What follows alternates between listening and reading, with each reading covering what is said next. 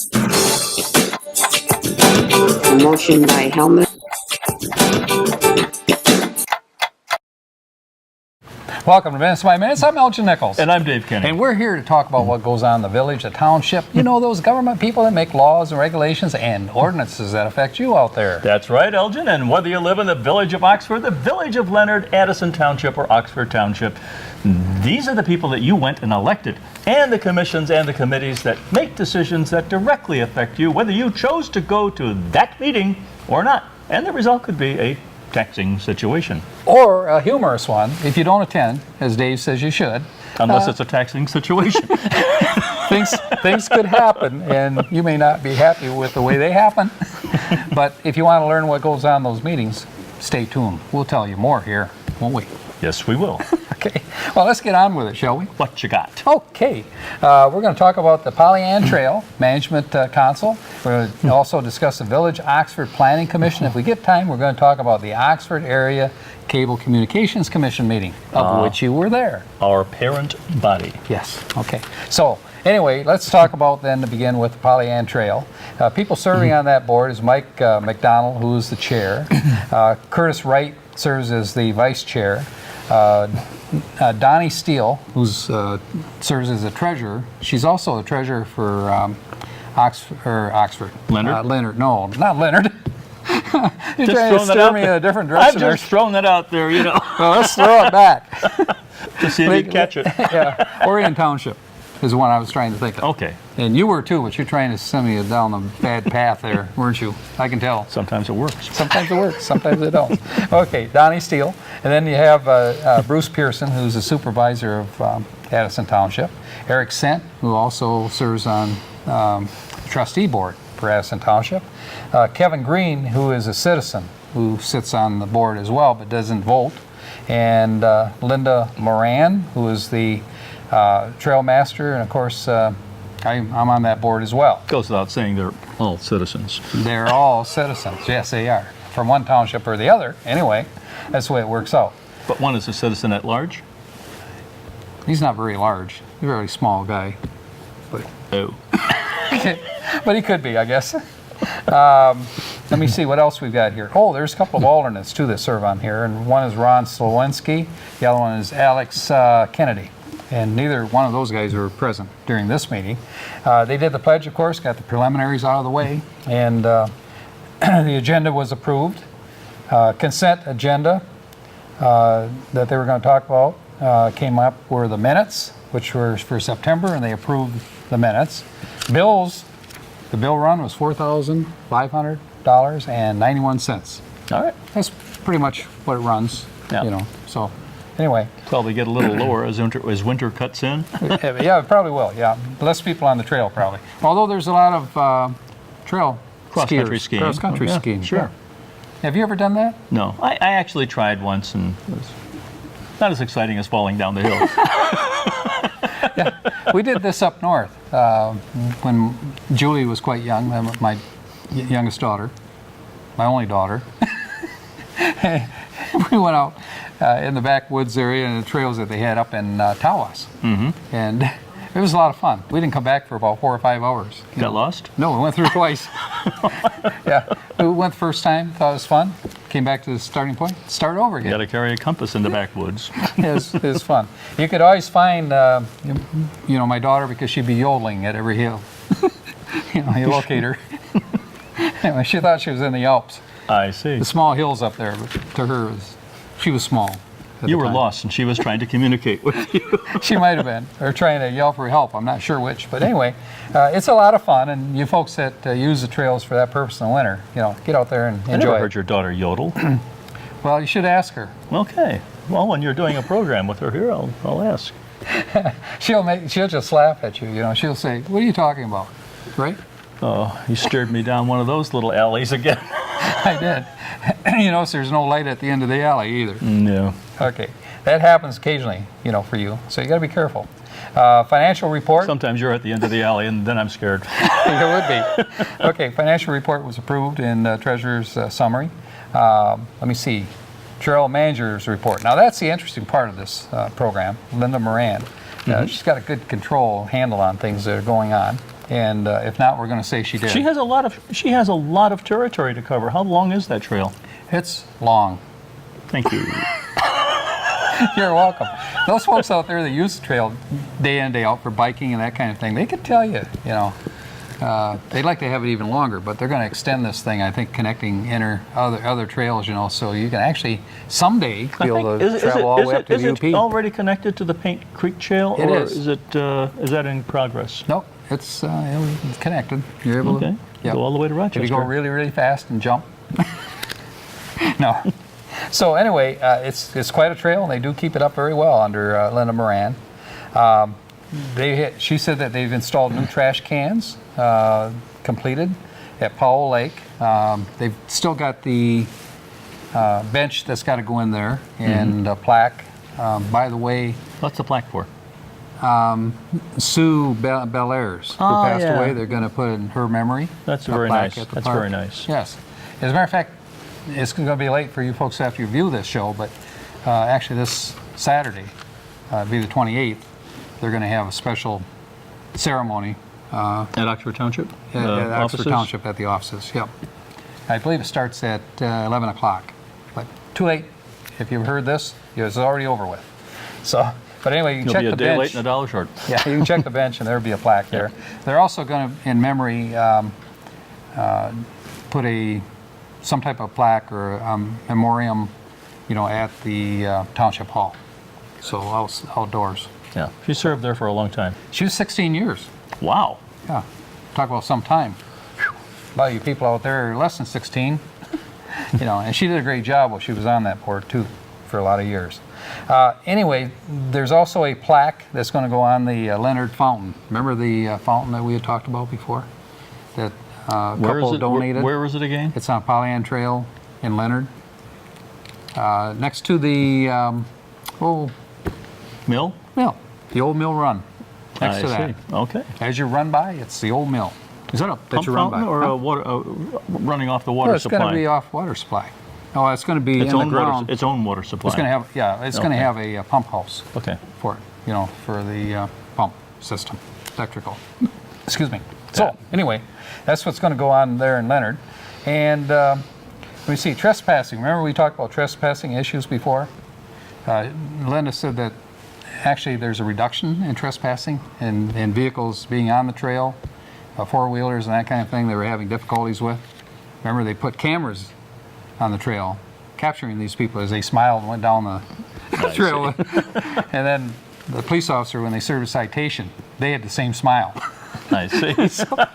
Anyway, so that kind of limited things, and that Linda Moran has really taken the aggressive part of this and made sure that the trails are safe for you folks out there.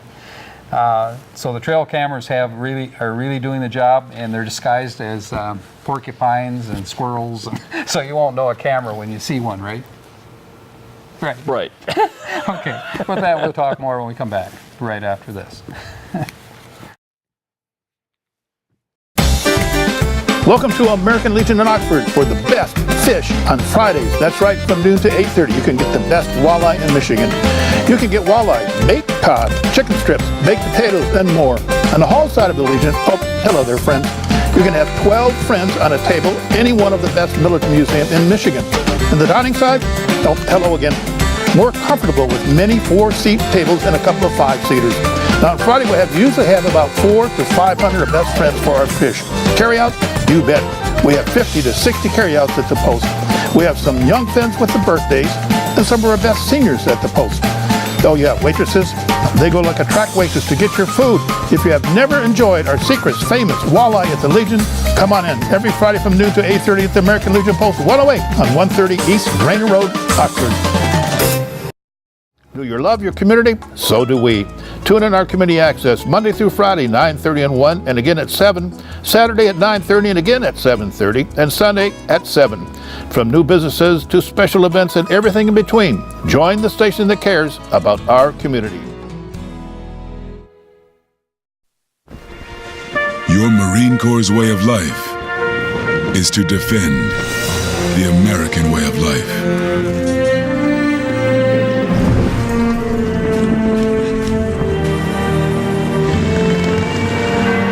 Every day, we take a stand for our nation, for each other, for us all. The few, the proud, the Marines.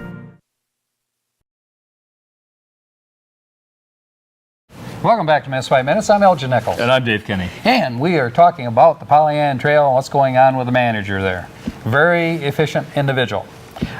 She has a number of erosion areas that need to be fixed yet and corrected, and which she's working on stone by stone, pebble by pebble, however you want to say it. And, It all comes out in a wash. Yeah, it comes out in the wash. Yes, it does. So, anyway, new business. Let me see. Ken Ferguson. Thanks to Ken Ferguson for pitching in for stone and grading for the Curtis Road washout that they had over there. And Linda says he's her new best friend. He brings all the equipment and that kind of thing in order to fix these Sometimes problems. culverts solve the problem of washouts, but I guess they have another solution. That's true. Dynamite. No, maybe not. It's a lot more exciting. A lot more exciting. It would be, yes. Okay, so anyway, there's also a individual that wants to donate a fountain to be located at Clarkston Road, Pollyann Trail. Right at the terminus. Yeah, and there's quite a cost involved to do that, to have the pipe run and all that kind of thing, and do the actual equipment for the fountain, and provide the electrical service and that kind of thing. Not to mention going to the Clarkston Planning Commission. Or, Yeah. Is it Clarkston Road? Or Clarkston Road, yep, or Clarkston is it Road. in Orion? In Orion. Okay. Orion Township. All right. Yep. Now you got that one straight, right? But you got to go through them to get approval for that. Of course too. you do. Yeah. Shouldn't be much of a problem, though. Why is that? The treasurer is on this board. Well, She has a little bit of influence. And not only that, but they have to do everything are you saying the fix with is the in? T's and the I's. Not unlike you, where you don't cross T's and dot I's. You just run willy-nilly. They call don't it do that. cursive. Is that what it is? They don't teach Cursive. it Yeah, anymore. other people are cursive all right about it. Because it's not, well, anyway. Nice try. But just to give you an idea, it costs $1,500 just to make a hookup. And so the request was, to get that approval. Now you're talking well over $6,000 or $7,000 just to do the fountain. But they're not doing the fountain. These other people are paying for it. What about a hand pump? Hand pump, I don't. By the time you run that trail and get down there, you feel like you want a hand pump. Hey, Gonna need a depends how resuscitator. thirsty you are. You'll Right. So anyway, let's give them electric. All they got to do is push a button and drink the water. That's a good thing. So anyway, so that was approved, $1,598, to get the hookup, because they want to get that in place and make sure that this could go forward. Now this may not happen before winter sets in. It'll probably happen springtime, next spring. So what do they do if winter sets in? They've got to drain it? Yes, usually you drain it. It goes down to a point of 4 feet below the ground. And sometimes, depending on the frost line, they don't have to drain it, but if it's been extreme cold, then you need Yeah. to have that, Or shut else off. you will have problems. You will have problems, yep. So anyway, they've done this. They're not the first day that they've gone to the rodeo. They've done this before, so they know how to handle it. So if you have any other questions. No? Okay. Let me see. Keith Lightfield also was hired for brush cutting between Borden Road and Indian Woods Road. And the cost for that cutting is $1,250. And that was approved also, because they want to Okay. keep the brush down. And it's smart to do that. Now, let's talk about the Village of Oxford Planning Commission meeting, shall we? Shall we? Alrighty. That was held on October 17th, and Gary Douglas is the chair, but he was absent during this particular meeting.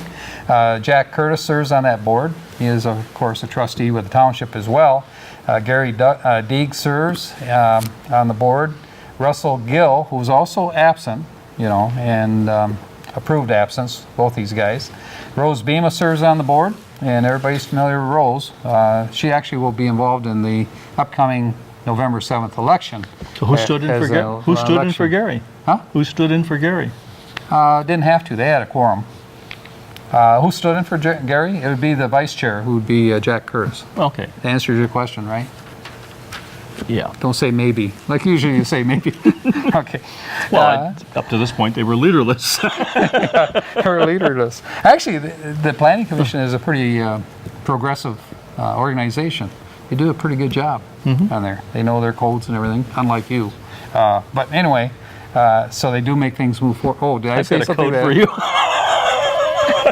I must have said something that offends them, which that's never happened before. No. Okay. Anyway, so the Rose Beam serves on the board. Maureen Helmuth is on the board as well, and she serves on the village council as well, and Adam Johnson. So they went forward. They did have a forum. Drew Benson was there also taking records. You know, he's a record keeping. He's the intern for village manager. Young man that is also doing a study for community television station here, right? You would know lots about that. We'll discuss that later, though. Yeah. Yeah.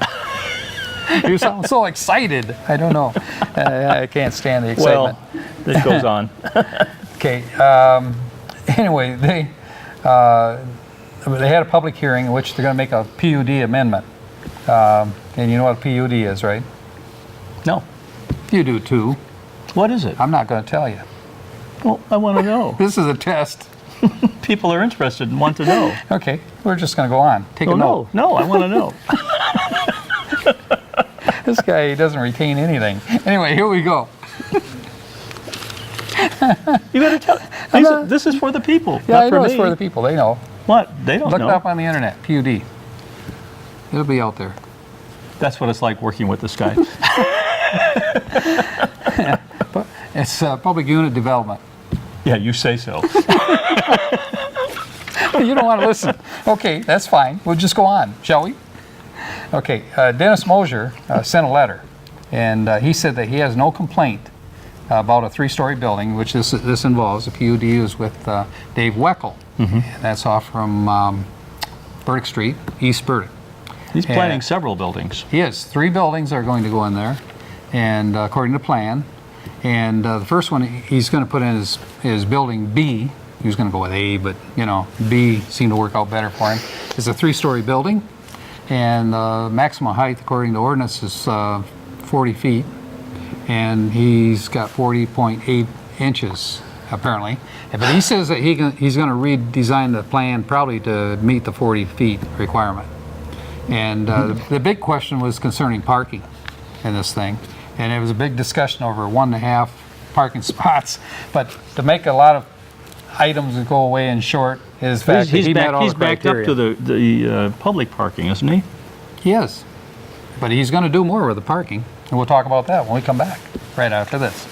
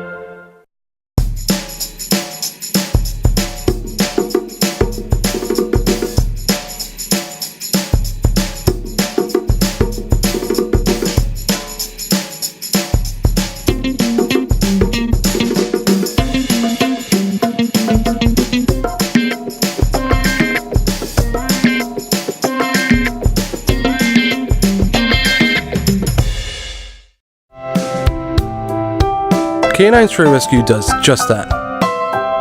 Rescue stray dogs for new families. But they need your help. Become a volunteer at Canine Stray Rescue League of Michigan. Take dogs for walks, help them socialize with others, and help them get adopted. Fill out an application and help a family add a new member today.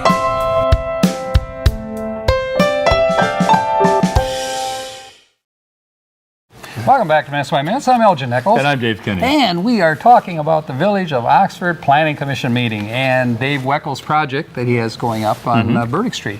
And you folks are going to see some things happen there soon because he's going to bring the shovels in.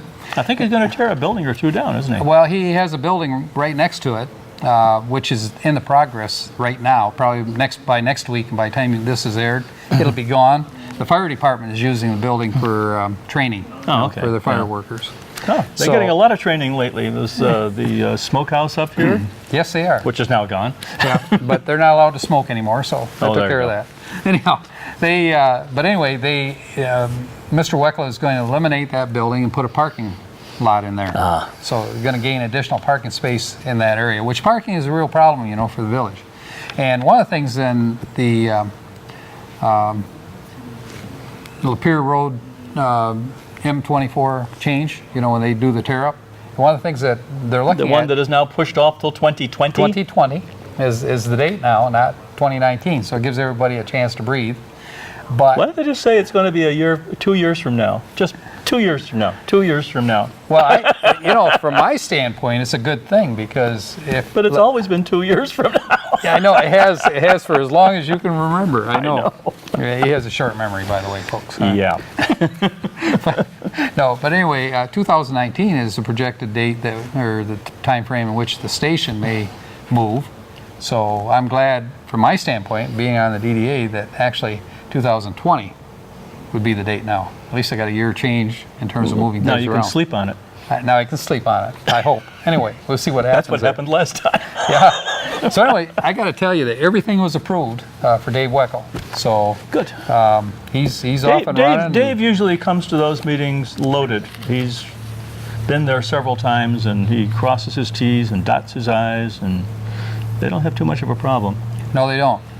Very good developer.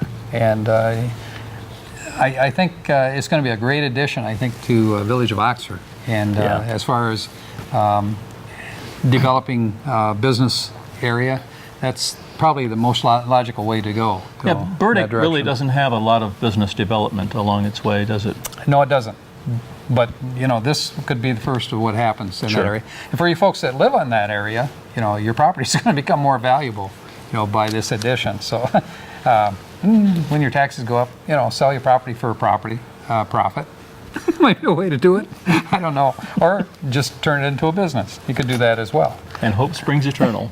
Yeah, hope springs eternal, yes.